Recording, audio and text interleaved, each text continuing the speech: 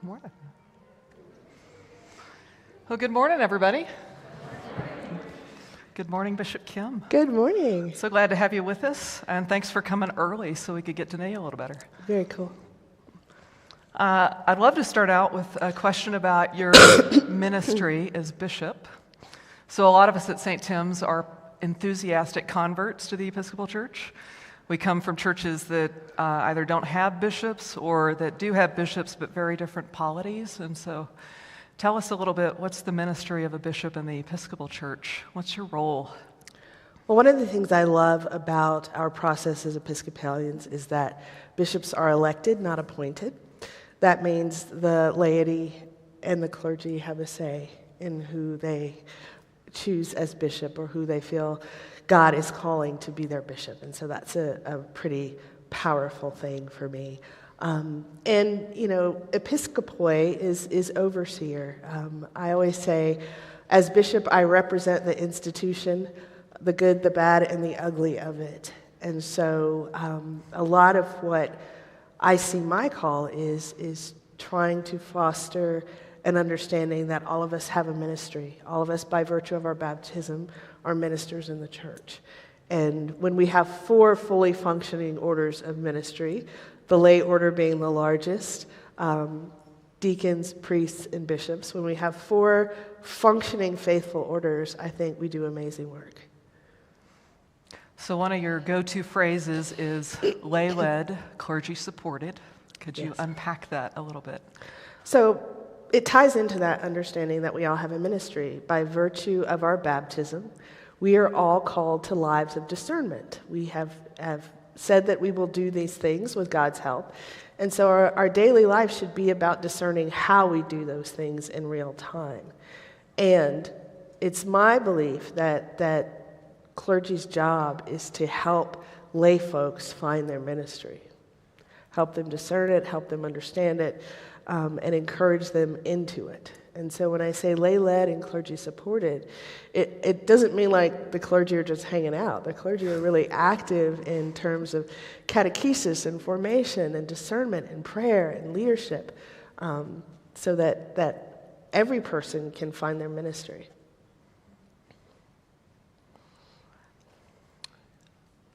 So part of your work is traveling around all over the church in Colorado and beyond. But pretty much every Sunday, you're in a different congregation all over the state. Yes. And since we're all in tune with the same spirit, I'm imagining you're seeing some common themes wherever you are. And just wondering, what do you see across the Episcopal Church in Colorado right now?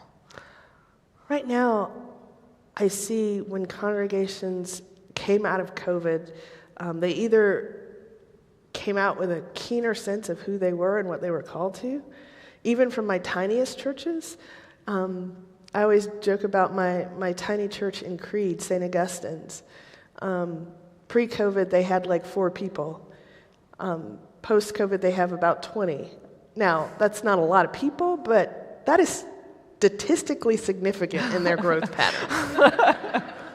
And it's about their understanding of who they were called to be in Mineral County, which is I think the oldest county, sort of demographically, in Colorado. But their kind of sense of who they were called to be in that space has made them vibrant. They have energy. They are primarily lay-led, and they're doing their thing. So I think what's become clear to me, I'm not sure what the secret sauce is, but there is an understanding when a congregation knows their why, what they're called to, what they can gather around as a body in terms of doing ministry, they are doing great. And then I can go to a church where they have 100 people in attendance and they're whining, well, we don't have what we used to have and we're not like we, and I'm like, y'all, really? There's a lot of work to do in the world. So that's pretty much what I'm seeing in most of my communities is a renewed energy for discernment, for mining the depth of faith, and that's very exciting to me. And as an instrument of unity, like that's how I understand part of the role of a bishop is you are one of the things that we hold in common between all the bodies. So what's the word that you're feeling called to bring to the church in parish after parish after parish after parish right now in this season? Right now, I've told people when I was discerning whether I would stay in the process to be bishop of the Episcopal Church in Colorado, I finished all of the stuff and I was praying and I said, okay, Jesus, here's the thing. If you call me to Colorado, I will come and I will do my level best to serve and love these people. And if you don't call me, that's great. We're just never talking about this bishop thing again. And in that moment, as I was praying, I heard a voice in my very soul that said, the Episcopal Church has a witness yet to make. And I believe that. I tell everybody the Episcopal Church in Colorado is research and development for the whole church.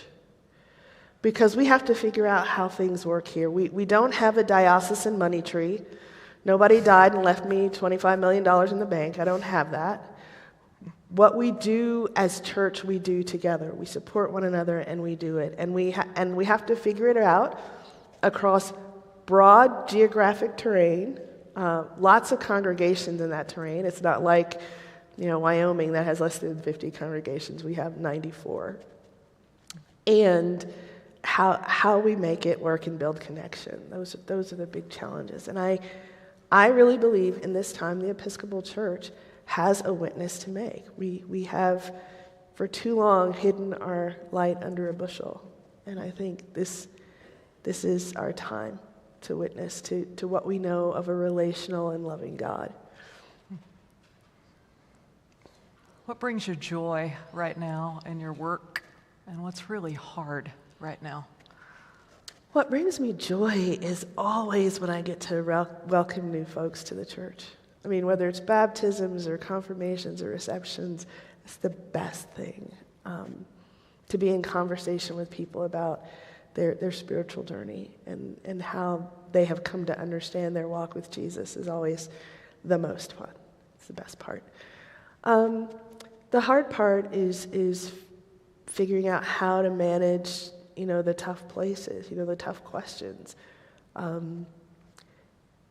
always say the Episcopal Church is a church where everybody is welcome, but all behavior is not welcome, right? I mean, and sort of figuring out how we safeguard congregations, how we draw really good boundaries, how we keep people healthy in their work. That's the tough part. In the last month or so, I've had a lot of conversations that seem to circle around one fundamental question. What does it mean to be a Christian in times like these? And I wonder how you would answer that. I think for me, the whole piece, and spoiler alert, you're going to hear this in my sermon, is actually whether we understand being Christian as meaning we're supposed to model and reflect Jesus Christ in our life, or being Christian as something convenient that makes us feel like we belong to some great big powerful thing. Because I think throughout our history, we who have claimed Jesus have had to deal with that question. Whether it was before the emancipation, whether it was during civil rights, I think throughout history, followers of Jesus have had to seriously ask themselves the question, am I really following Jesus, or am I holding up this idol of wealth and power? Because those are always the idols the world dangles in front of us. There are a lot of different versions of Christianity out there right now. How did that happen? I think Barbara Brown Taylor said it brilliantly. She said, Jesus was crucified by the unholy alliance of religious authority and political power. That is an unholy alliance. And whenever we find ourselves in those places where we want to ally religious authority with political power, bad things happen. And so I think any time we are called to a version of Christianity or a hologram of Christianity where love is not at the center, then we've kind of lost sight of Jesus in that. I think. All right, Mother Megan has got a microphone. I'm going to open it up if any of you would like to ask some questions. Way in the corner.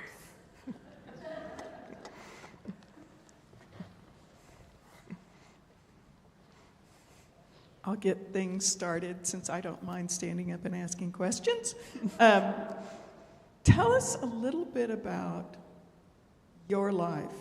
Where'd you grow up? What were you doing when you were 12 years old? Where'd you go to college? Give us a little insight into Kim, the kid before they became a bishop. Kids are important. They are. So I grew up in a little town called Spring Lake, North Carolina. It was a little tiny town sandwiched between Fort Bragg Army Base and Pope Air Force Base at the time. I grew up going to birthday parties where I had kimchi on my hot dogs because that was my community. My little town of Spring Lake had a Mexican Thai bodega, right? I grew up in this very diverse bubble of community that had sort of Army folks in and out. I always said my friends came in 3-year increments, right? Because they were stationed different places. And my mom was divorced by the time I was sort of conscious and was divorced for a while, and then she remarried. During that time, I was baptized in the St. Joseph's Episcopal Church in Fayetteville, which was my auntie's church. She was my godmother. She was the lone Episcopalian. She decided I needed to be Episcopalian. So went to the Episcopal Church until about 5th grade when my auntie died. She had heart complications from rheumatic fever when she was a child. So my stepfather decided we should sojourn with the Methodists for a while, which I loved. And I tell everybody the most valuable lessons I learned while I was with the Methodists was that if I could read Scripture, I didn't have to take anybody's word for what it said. I could read it myself. And my Sunday school teacher, who was the junior high teacher, God bless her, would tell us all at the end of Sunday school class, if you remember nothing else in this world, remember that God is love, that God loves you, and that you are called to spread that love in the world. So that took root. And so when I left church when I was 16, because I was convinced that the church was mostly misogynist, terribly racist, and hypocritical, and I didn't have time for that. When I got to Wake Forest University, the first week I was on campus, I met the person I'm now married to, and I met Father Bob McGee, who, when I told him why I didn't go to church, asked me, well, what are we going to do about that? And I said, I don't know who this we is you're talking about. What are you talking about, we? And he said, because you and I know that hypocrisy and that racism and that misogyny has nothing to do with the gospel of Jesus Christ. And I thought, well, drat. So I was confirmed when I was 19. And it was very funny because we were doing our confirmation class. We were prepping for confirmation. And I said to Father Bob, I still don't know. I don't know if the church has room for an outspoken, intelligent black woman. And he said, maybe And he slides a little newspaper across the desk to me, and it was the consecration of Barbara Harris. It was February 1989. And I thought, well, darn it. So I would say that Jesus had always had to drag me kicking and screaming into this life. And yet, I've said to people say, well, do you like your job? And I'm like, not every day. And I've never felt more called to a ministry in my life. So.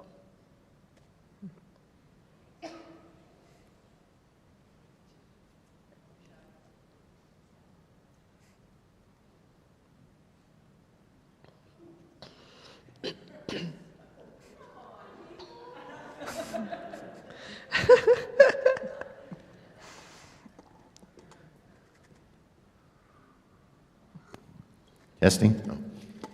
So, Bishop Kim, what is your view in these troubled times, shall we say, political times, as to the role of the church? Let's say there's national policy A, whatever that might be, that the church disagrees with. I mean, how far do you think, and what's the proper role in terms of protest or responding, or is it passive resistance? Is it active resistance?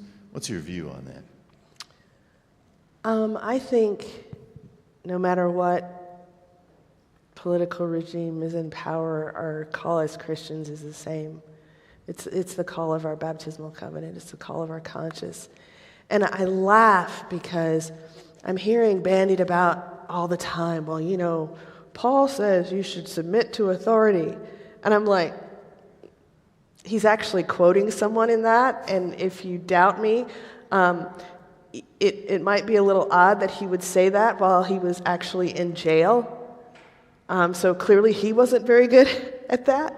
But he ends that whole thing with, no, it's about your relationship with God and following your conscience.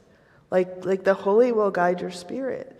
And we've had times in this country where civil disobedience has been an important moral statement. I've been reading for the last month Martin Luther King's letter from a Birmingham jail. And I think if you haven't read it, read it.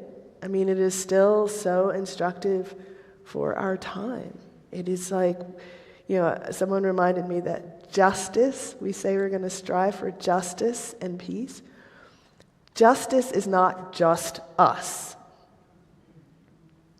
Justice is about everybody having what they need.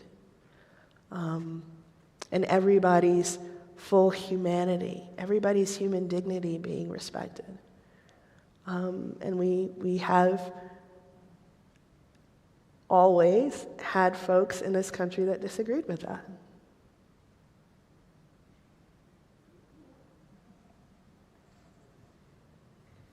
We have a question from online. Ooh, online. Yeah, this is from Craig Bowie. I got to see you preach on the topic of what the Episcopal Church has to offer at the convention in Grand Junction. You clearly preach with great passion. What fires you up now? Simple question. So, you know, I have to tell you, I was given the greatest compliment I was ever given by one of my children. I wasn't even in the room, but my sister called me up, and she had my oldest child, who was a senior in college at the time, and he'd gone to see her in Virginia and stayed with her for Christmas. And she called me and she said, well, you need to know this. And I said, what? She said, your son said, you know, for a long time I didn't really understand Mom and all the church stuff, but I just have come to realize he actually believes this stuff.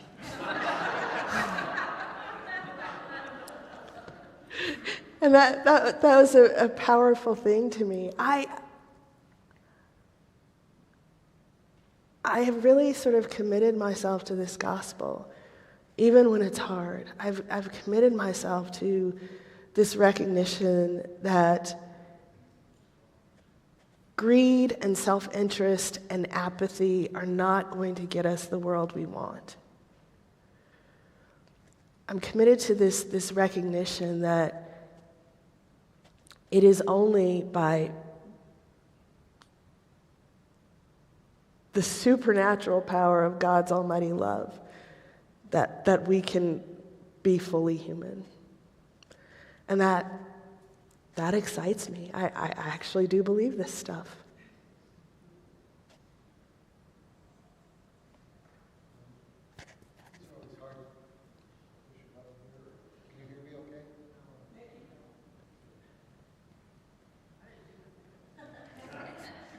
Testing. Oh, there it is. Thank you.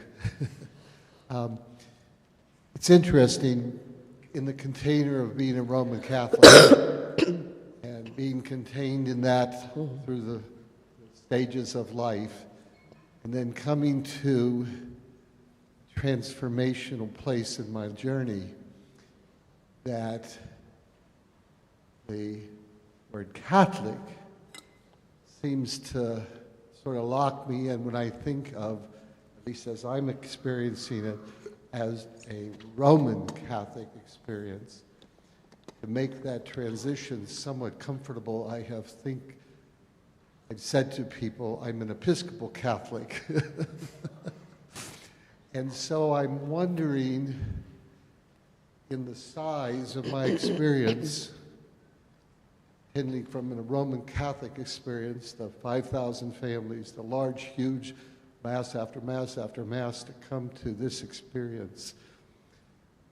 So I'm sort of wondering, as an Episcopal Catholic, and there are many, many folks like myself that are Roman Catholic, but they're also, so I don't know if moving into the Episcopal experience of reason and tradition and liturgy, beautiful Eucharistic liturgy, if my role is at this point to, what do I do with this? Or is it just Episcopal is waiting for the Holy Spirit to call us to much more of a unified, free, less, more inclusive? So I'm sort of stuck here a little bit. I don't know what to do with this new found Episcopal Catholic experience, which is so beautiful around the liturgy, and I just don't know quite what to do. Do you have any suggestion what a person like myself that has made this transition, should I just keep it in myself, or I don't know what to do with it? So I don't know if that's a crazy question, but anyways. One of my favorite books is actually written by a Jesuit. It's called Always Discerning. And it's been a really powerful book for me in terms of recognizing that our life, our spiritual journey is about always discerning. It's always discerning. Where is the Holy Spirit in this moment? I laugh because my son, my oldest child that I was just talking about, when he promised me when he was 15, he was leaving, and when he got out of my household, he was never going to church again. And he actually decided to go to the oldest Jesuit school in California, where he had to go to church.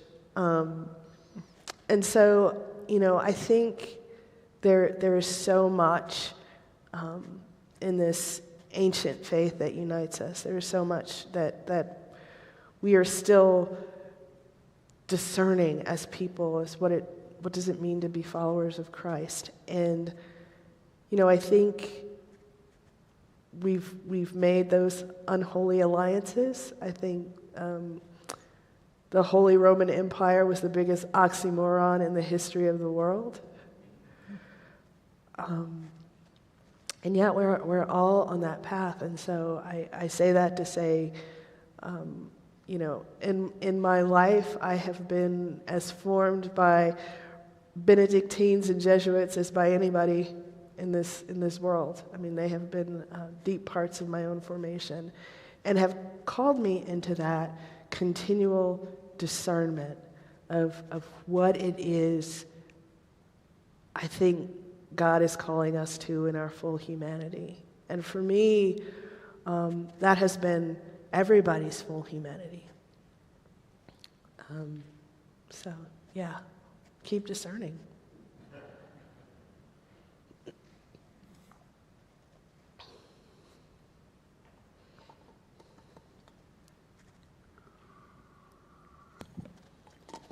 Bishop Kim, thank you so much for being here today. Mother Kim asked a great question earlier about sharing the perspective from the other churches in Colorado. My question is there anything you would share from your conversations or just the communications with your fellow bishops across the country or the region that would be important for us to know here from what you've seen on a larger scale beyond Colorado?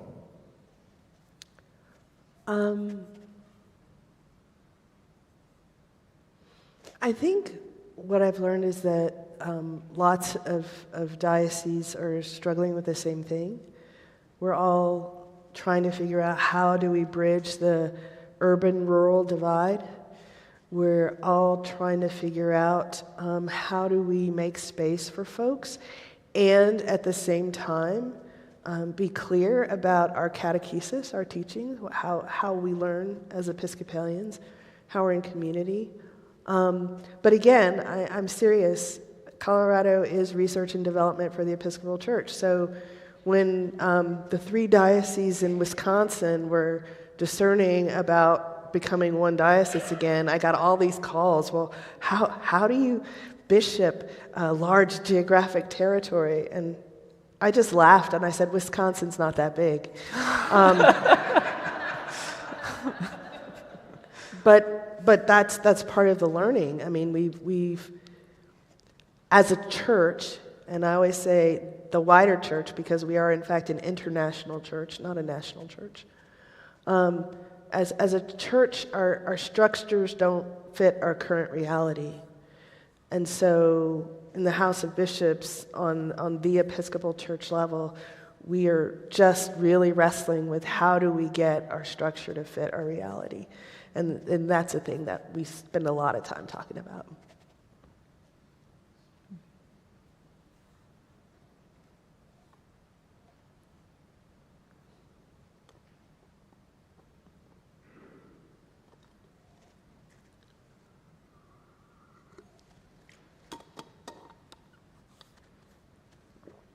I thought that was a really interesting, again, thank you for being here with us today, but I thought that was a really interesting comment that you said, something about having the structure fit our reality. Can you talk a little bit more about some of those discussions and what that might look like?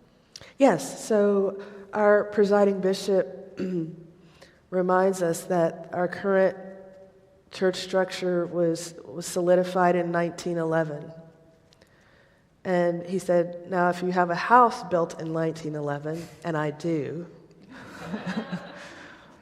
you recognize that there's just a lot of renovation that has to happen. Whether it's, knob and tube wiring, which thankfully was replaced before we moved in, but we still find hints of it, to odd plumbing, so that, for the Episcopal Church, I think we have good bones. I mean, I tell that people about my house all the time. People don't build houses with 15-inch thick walls anymore. My house has good bones, but it needs work. And so our current Episcopal structure is very top-heavy at the tech level. I jokingly say the Episcopal Church had 14 people employed in its communications department, and it didn't communicate as well as my one canon for communication and evangelism. So it's that piece, it's that figuring out how do we efficiently do the work that we need to do. Right now we're still arguing over the length of convention, the General Convention. So those conversations. And when you have those conversations, you always run into, but we've always done it this way. Yes, we have.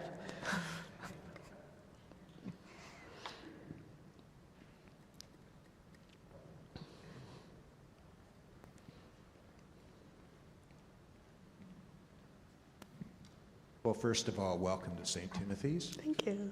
I'd like to ask about your priorities. What would you like the Episcopal Church in Colorado to look like in 5 years, for example? I'm not sure I can go 5 years out, but what I hope for is that we are becoming a diocese in which every baptized person takes that baptism seriously, and is living that out and working out ways on how we live that out. I have a dream to replenish our diocesan reserves. For those of you who are new to the Episcopal Church, in the early 2000s, there were lots of fights over property and gender inclusiveness. And so this diocese spent almost all of its reserve in lawsuits in holding on to property. And so I'd like to build that up. And I hope in 5 years to have planted or replanted at least 3 churches.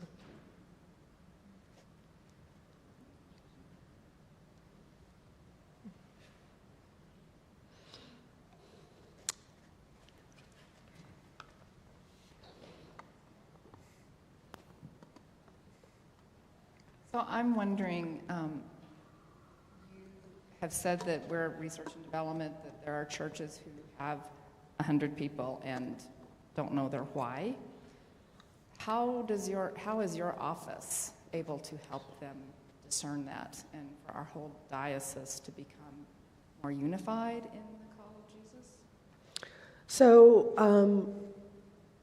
I always say my canons, for those of you who don't know what a canon is, a canon definition means rule or measure. So I have 4 canons, and they are the rule or measure of my episcopacy.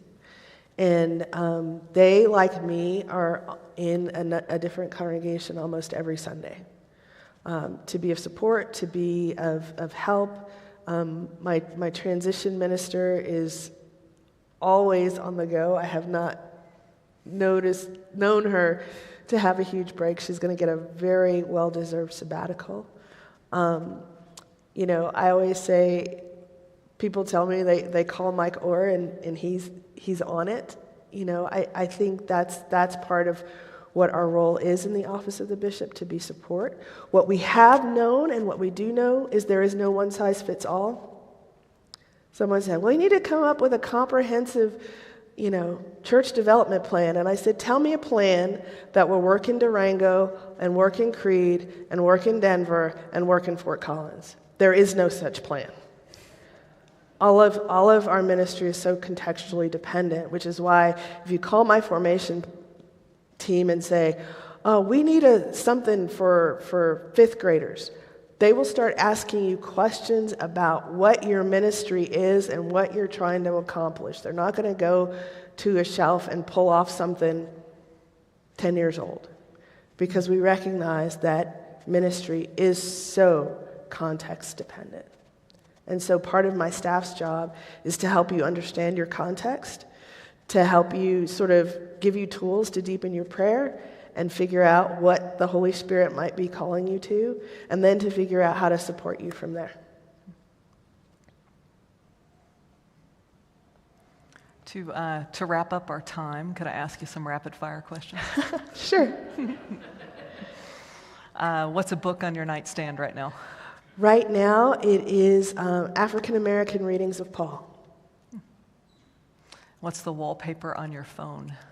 My husband and I, well, the first wallpaper, wait, I have to show you. So this is my husband and I, the year we got married. And then the opening is, wait, don't recognize my face. The opening is Lone Pine Lake in Rocky Mountain National Park, where I love to hike. So that one. Favorite event at the National Western Stock Show Rodeo?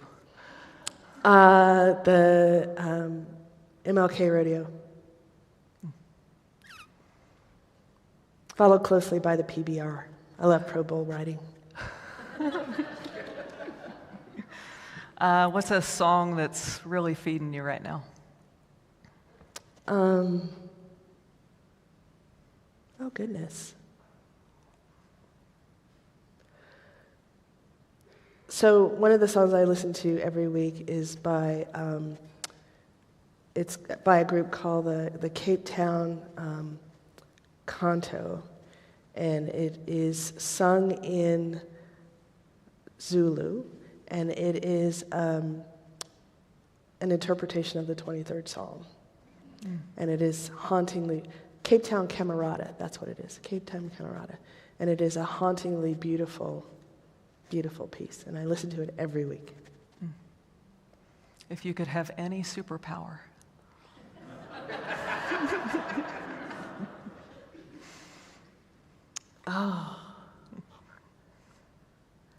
See, I'm an introvert. I would like to be invisible. Scariest pass you've driven in Colorado? Scariest pass. It would be Independence Pass at night.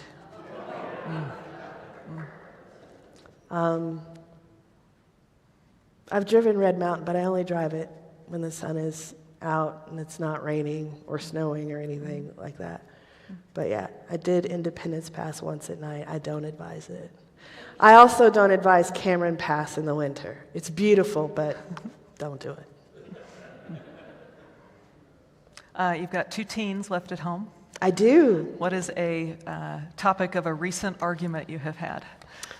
Well, I don't argue with them much. They argue with each other. They're twins, so they argue with each other. And what they're most often arguing about is Ronan is my twin that always has to be right. And Croy is my twin who will defy anything even if he knows it's right. And so that just makes for crazy. Lots of crazy. If you could have anyone over for dinner, living or dead, and you can't say Jesus,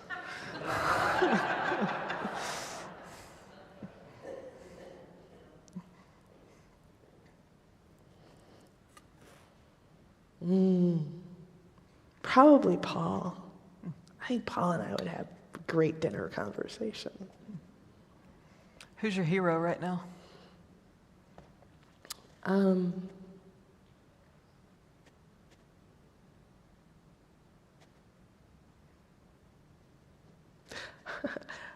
I don't know that I have one, but I am really having so much respect for church folks who are calling out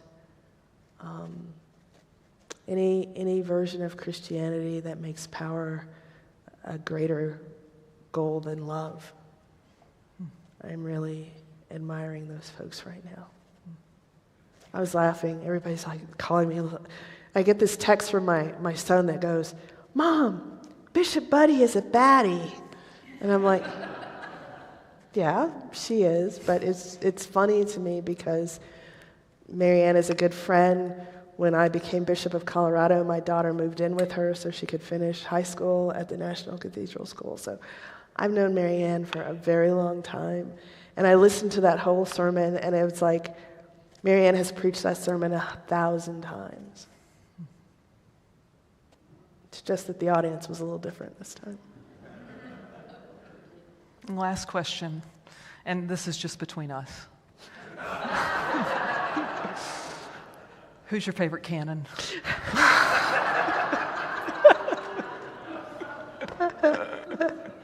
I don't have a favorite. But if he asks, tell Carl Andrews I said it was him. All right.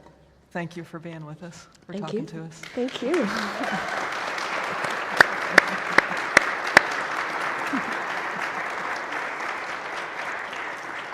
Our service this morning is actually going to start outside under the portico as we rededicate our renewed church. It's beautiful.